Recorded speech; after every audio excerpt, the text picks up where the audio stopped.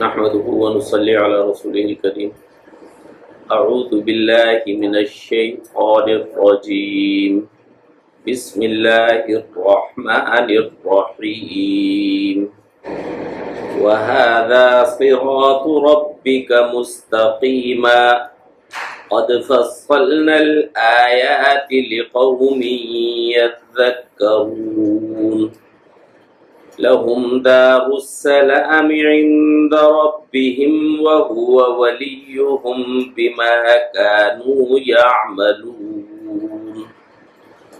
ويوم يحشرهم جميعا يا معشر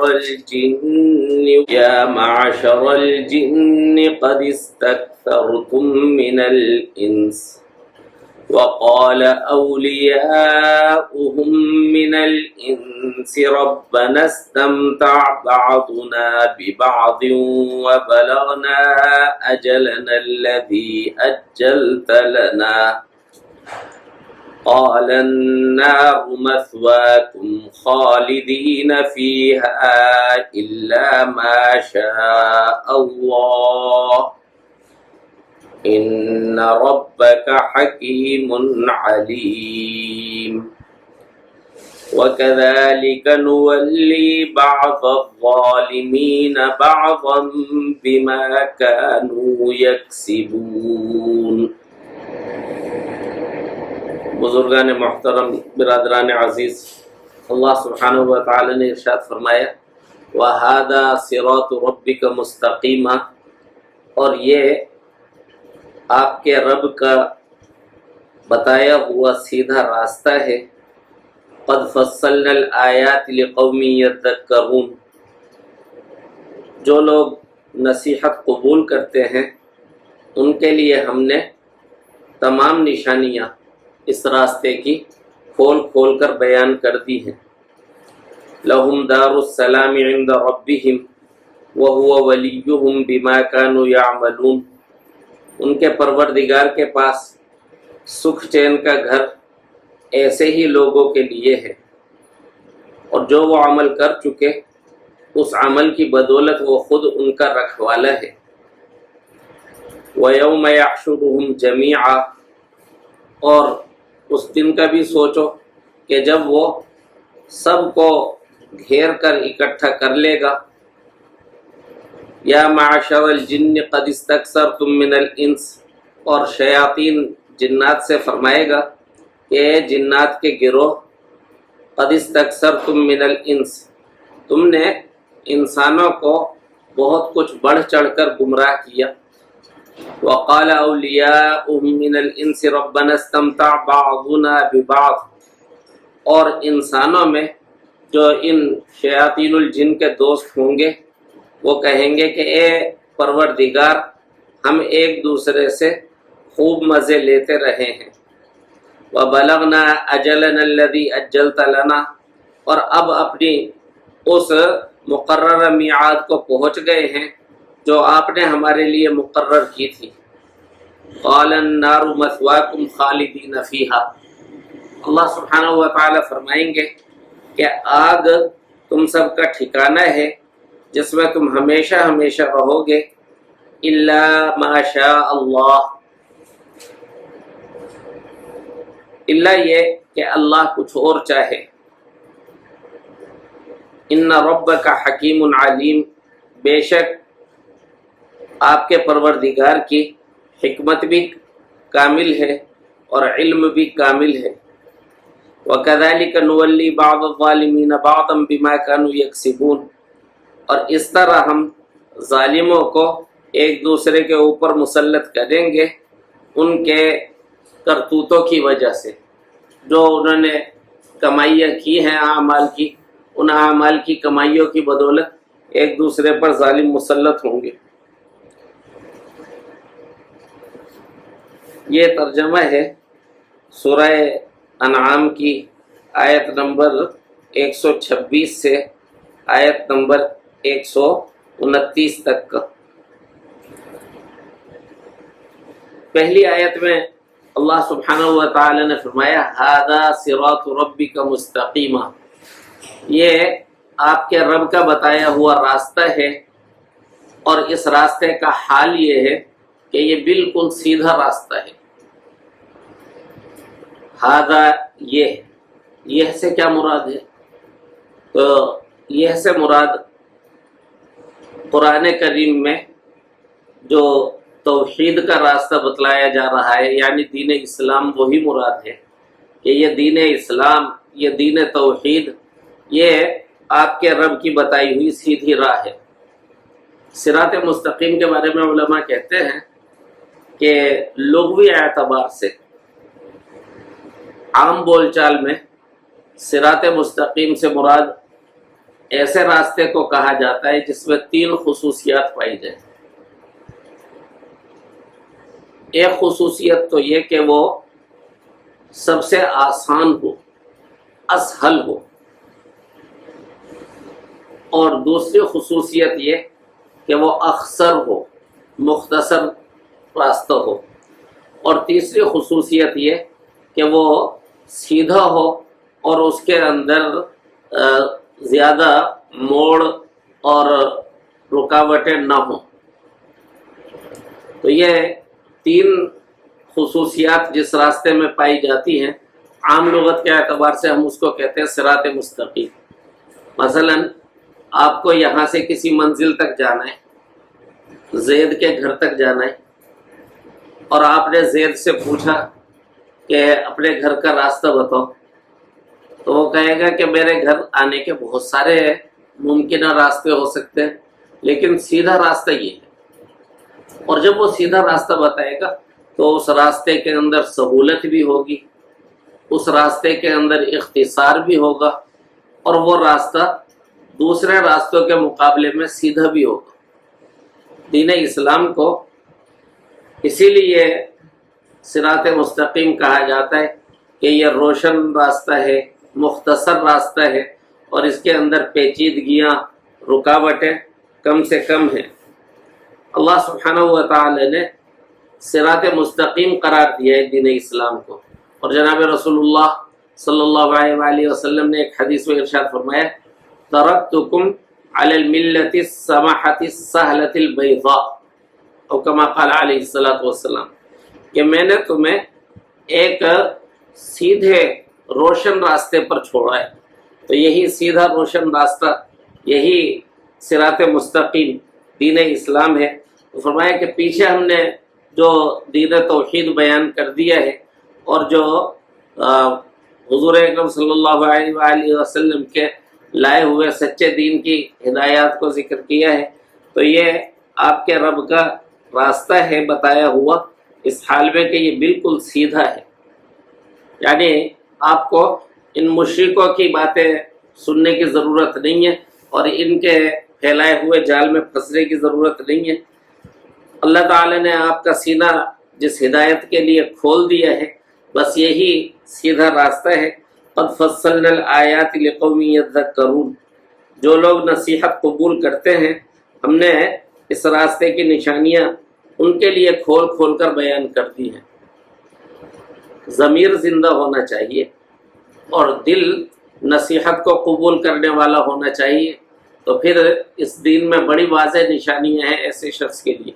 لیکن جس نے اپنی سمجھ کے دروازے خود بند کر لیے ہیں اور ضد اور عناد میں مبتلا ہو کے اس نے اپنے دل کو نصیحت قبول کرنے کے قابل چھوڑا ہی نہیں ہے، تو وہ یہی کہے گا کہ بہت مشکل راستہ ہے، اس میں بہت پیچیدگی ہے. قد فصلنا الآیات لقوم یذکرون، جو نصیحت قبول کرتے ہیں ان کے لیے ہم نے اس راستے کی نشانیاں کھول کھول کر بیان کر دی ہیں. لہم دار السلام عند ربہم وہو ولیہم بما کانوا یعملون. پھر اللہ سبحانہ و تعالی نے ان نصیحت قبول کرنے والوں کو 2 خوشخبریاں دی. ایک خوشخبری تو یہ دی کہ رب کے ہاں لوگوں کے لیے اور انہی جیسے لوگوں کے لیے سکھ اور چین کا گھر ہے. دار السلام جنت کے ناموں میں سے ایک نام ہے، تو دار السلام سے مراد ہے جنت، کہ سکھ چین کا گھر. یہ تو ہے ان کا آخرت کا انعام. اور دنیا میں ان کا انعام کیا ہے کہ وہ جو اعمال کرتے ہیں ان اعمال کی بدولت وہ خود ان کا رکھوالا ہے. اللہ سبحانہ و تعالی دنیا میں بھی ان کی نصرت فرماتے ہیں۔ جو شخص اللہ سبحانہ و تعالی کے بتائے ہوئے سچے دین پر چل رہا ہوتا ہے، اس کے چہرے میں اور دوسرے شخص کے چہرے میں آپ دیکھیں بڑا فرق نظر آتا ہے۔ اس کے چہرے پر ایک سکون ہوگا، دمک رہا ہوگا اس کا چہرہ۔ بعض اوقات یہ بھی ہے کہ اس کے لیے مالی پریشانیاں ہوتی ہیں، بعض اوقات یہ بھی ہے کہ بیٹیاں بہت ساری اس کی ہیں اور یہ ان بیٹیوں کے حقوق بھی ادا کر رہا ہے، یا رشتہ دار اس کے بہت سارے ہیں، ان رشتہ داروں کی وجہ سے مختلف قسم کی پیچیدگیوں میں رہتا ہے، لیکن اس کا چہرہ جب دیکھیں گے تو اطاعت کی وجہ سے اس کے چہرے پہ ایک سکون نظر آئے گا۔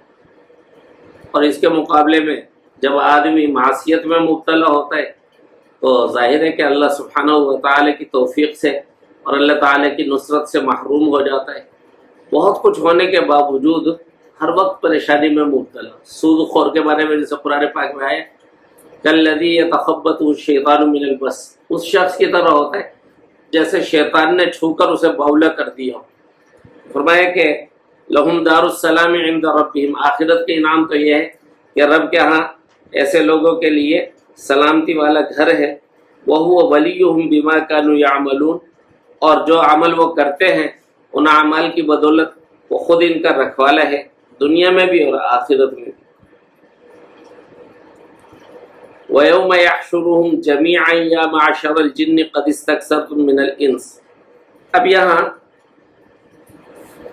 ایک مکالمہ ذکر کیا جا رہا ہے جو قیامت والے دن ہوگا۔ ابلیس کے بارے میں ہم جانتے ہیں کہ وہ جنات میں سے ہے، ابلیس جنات میں سے ہے، جو اس کی ذریت ہے وہ بھی جنات ہی ہیں۔ جنات میں بعض مسلمان بھی ہو جاتے ہیں اور صالح ہو جاتے ہیں، لیکن اکثریت ایسی ہے کہ سرکش اور ابلیس کے طریقے پر ان کو کہا جاتا ہے شیاطین الجن، کہ جنات میں سے شیاطین۔ اللہ سبحانہ و تعالی قیامت کے دن ان سے مکالمہ فرمائیں گے اور شیاطین الجن سے فرمائیں گے کہ اب بتلاؤ، دنیا کے اندر تو تم بہت بڑھ چڑھ کر انسانوں کو گمراہ کرتے رہے، اور انسان کہیں گے کہ معاملہ یہ تھا کہ یہ ہم سے اپنا مطلب نکالا کرتے تھے، ہم ان سے اپنا مطلب نکالتے تھے۔ انسان اپنا مطلب ان سے کیسے نکالتے تھے؟ جادو ٹونے میں، کہ جادو ٹونے کے اندر جنات ان کے مددگار ہو جاتے تھے۔ اسی طرح غیب کی خبریں دینے میں کہ شیاطین جاتے تھے اور فرشتوں کے درمیان جو احکامات کا مذاکرہ ہوتا ہے اس کو چوری چھپے سننے کی کوشش کرتے تھے، اور جو بات پلے پڑ جاتی وہ آ کر کاہن کو یا کاہنہ عورتوں کو بتلا دیا کرتے تھے، اور پھر وہ اس خبر کی بنا پر پیش گوئی کر دیتے تھے۔ تو یہ انسانوں کا فائدہ اٹھانا تھا جنات سے۔ قیامت کے دن اللہ سبحانہ و تعالی دونوں کو ایک دوسرے کے ساتھ پھنسا دیں گے۔ جنات کو عذاب دیا جائے گا اس وجہ سے کہ وہ انسانوں کو بڑھ چڑھ کر گمراہ کرتے رہے، اور انسانوں کو عذاب دیا جائے گا اس وجہ سے کہ جنات سے وہ ایسا فائدہ اٹھاتے رہے جو کفر تھا یا کفر کا سبب تھا۔ فرمائے وَيَوْمَ يَحْشُرُهُمْ جَمِيعًا، اور اس دن کا بھی تصور کرو کہ جب وہ ان سب کو گھیر کر اکٹھا کر دے گا۔ یا معاشر الجن قد استکثرتم من الانس، اور شیاطین جنات سے فرمائے گا کہ اے جنات کے گروہ، قد استکثرتم من الانس، تم نے انسانوں کو بہت بڑھ چڑھ کر گمراہ کیا، بہت سارے انسانوں کو اپنے جال میں پھنسایا۔ وقال اولیاؤہم من الانس، اور انسانوں میں جو ان کے دوست ہوں گے وہ کہیں گے کہ ربنا استمتع بعضنا ببعض، اے ہمارے رب، ہم نے ایک دوسرے سے فائدہ اٹھایا۔ وہ اپنی غلطی کا اعتراف کریں گے، اور یہ غلطی کا اعتراف اس روز ان کو کوئی فائدہ نہیں دے گا۔ دنیا میں ایک بار آدمی اللہ سبحانہ و تعالیٰ کے سامنے اپنی غلطی کا اعتراف کر لے، فوراً معافی ہو جاتی ہے۔ قرآن کریم کی ایک آیت ہے، اس میں آ رہا ہے کہ استغفار کیا فغفر لہ، اللہ نے اس کو معاف کر دیا۔ جیسے ہی استغفار کیا فغفر لہ، فا کا معنی ہوتا ہے فوراً، فغفر لہ، فوراً اس کی مغفرت کر دی۔ تو دنیا کا معاملہ تو ایسا ہے، اور توبہ ایسی دعا ہے جو کبھی بھی رد نہیں ہوتی، استغفار ایسی دعا ہے جو کبھی بھی رد نہیں ہوتا۔ ایسا نہیں ہوتا کہ آدمی اللہ سبحانہ و تعالیٰ سے مغفرت مانگے اور اللہ سبحانہ و تعالیٰ کی جانب سے مغفرت نہ ہو۔ جب یہ دل سے استغفار کرتا ہے ضرور اس کی مغفرت ہو جاتی ہے، لیکن آخرت کے اندر معافی مانگیں گے، منت خوش آمدید کریں گے، بہت کچھ اعتراف کریں گے، اپنی غلطی مانیں گے، لیکن وہاں یہ چیز فائدہ نہیں دے گی۔ یہاں ایک مرتبہ استغفر اللہ کہنا اللہ سبحانہ و تعالیٰ کو راضی کر دیتا ہے، لیکن اس روز ان کا یہ اعتراف کرنا کہ ہم ایک دوسرے سے فائدہ اٹھاتے تھے، یہ ہمیں گمراہ کر کے خوش ہوتے رہے، ہم ان سے کام نکلوا کے خوش ہوتے رہے۔ اور اس سے ایک بات اور بھی معلوم ہو رہی ہے، وہ یہ کہ بعض نادانوں کو یہ شبہ ہو جاتا ہے کہ ہم نے فلاں عملیات کیے اور جن ہمارے قابو میں آ گئے، ہم نے جن کو قید کر لیا ہے، غلام بنا لیا ہے۔ یہاں دو طرفہ کہہ لیجئے کہ فریب ایک دوسرے کے خلاف چل رہا ہوتا ہے۔ یہ سمجھ رہا ہے کہ میں جن کو قابو کر رہا ہوں، اور شیطان جن یہ سمجھ رہا ہوتا ہے کہ میں اس کو قابو کر رہا ہوں۔ وہ اس کو کچھ خبریں وبریں بتلا دیتا ہے اور یہ سمجھتا ہے کہ میں نے اس سے کام نکلوا لیے، اور اس کے مقابلے میں وہ اس بات پر خوش ہوتا ہے کہ اس کو گمراہ کر رہا ہوں۔ قیامت کے دن اعتراف کریں گے اس چیز کا، استمتع بعضنا ببعض، ہم ایک دوسرے سے خوب مزے لیتے رہے ہیں۔ وبلغنا اجلنا الذی اجلت لنا، اور اب اس وقت مقررہ کو اور اس میعاد مقررہ کو پہنچ گئے جو آپ نے ہمارے لیے مقرر کی تھی۔ قال النار مثواکم خالدین فیہا، رب فرمائے گا کہ جہنم آگ تم سب کا ٹھکانہ ہے، خالدین فیہا، اس میں ہمیشہ ہمیشہ رہو گے، الا ما شاء اللہ، الا یہ کہ اللہ کچھ اور چاہے۔ اس الا ما شاء اللہ کا کیا مطلب ہے؟ یہ تو استثناء ہے۔ تم جہنم میں ہمیشہ ہمیشہ رہو گے، الا ما شاء اللہ، الا یہ کہ اللہ اور کچھ چاہے۔ اس جملے کی وجہ سے اہل سنت کے علاوہ اہل سنت اس بات کے قائل ہیں کہ جہنمی جہنم میں ہمیشہ ہمیشہ ہی رہیں گے، اور ان کے لیے کوئی استثناء نہیں ہے۔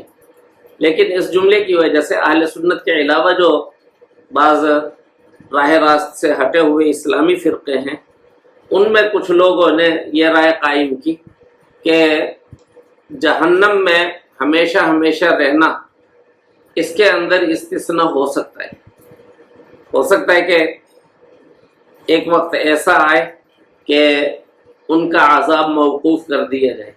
اہل سنت اس بات کے قائل نہیں ہے۔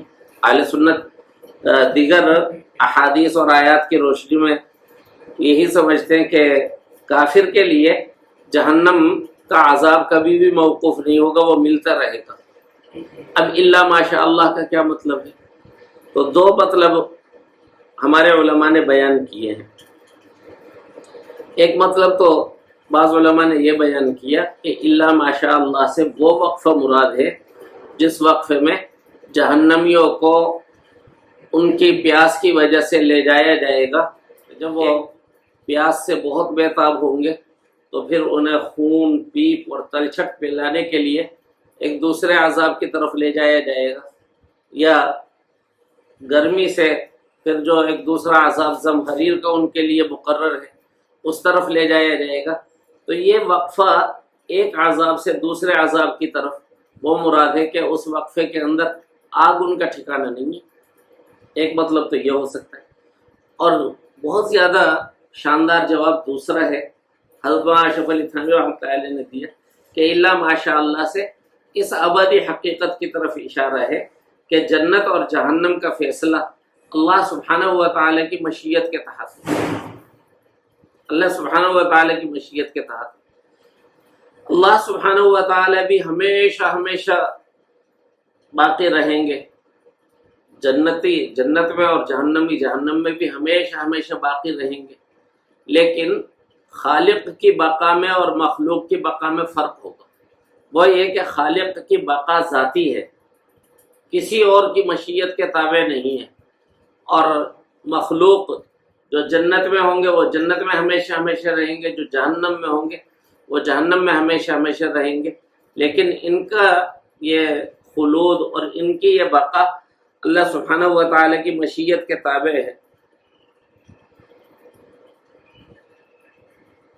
حضرت مولانا تقی عثمانی صاحب دامت برکاتہم اپنے حواشی میں لکھتے ہیں کہ دوسری حقیقت جو اس استثناء سے ظاہر فرمائی گئی ہے وہ یہ ہے کہ کافروں کو ہمیشہ جہنم میں رہنا، ہمیشہ جہنم میں رکھنا معاذ اللہ، اللہ تعالیٰ کی کوئی مجبوری نہیں ہے۔ اللہ سبحانہ و تعالیٰ اپنی مشیت کے ساتھ کافر کو ہمیشہ ہمیشہ جہنم میں رکھیں گے، لیکن مجبوری نہیں ہے۔ ان ربک حکیم علیم، یقین رکھو کہ تمہارے پروردگار کی حکمت بھی کامل ہے اور علم بھی کامل ہے۔ وَكَذَلِكَ نُوَلِّي بَعْضَ الظَّالِمِينَ بَعْضًا بِمَا كَانُوا يَكْسِبُونَ، اور اس طرح ہم ظالموں کو ایک دوسرے پر مسلط کر دیں گے ان کمائیوں کی وجہ سے جو وہ کرتے رہے۔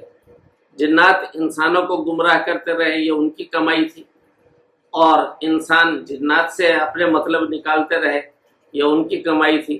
اپنی اپنی کمائیوں کی وجہ سے یہ ایک دوسرے پر مسلط ہوں گے، یعنی جنات کو عذاب دیا جا رہا ہوگا انسانوں کو گمراہ کرنے کی وجہ سے، اور انسانوں کو عذاب دیا جا رہا ہوگا جنات کی پیروی کرنے کی وجہ سے، کہ وہ جنات کی پیروی کرتے رہے۔ اللہ سبحانہ و تعالیٰ نے فرمایا دنیا کے اندر خوش ہو رہے ہیں کہ ایک دوسرے کا کام نکل رہا ہے، آخرت میں کوس رہے ہوں گے اور ایک دوسرے کو لعنت کر رہے ہوں گے۔ اللہ سبحانہ و تعالیٰ ان باتوں میں جو بھی نور اور ہدایت ہے وہ ہم سب کو عطا فرمائے۔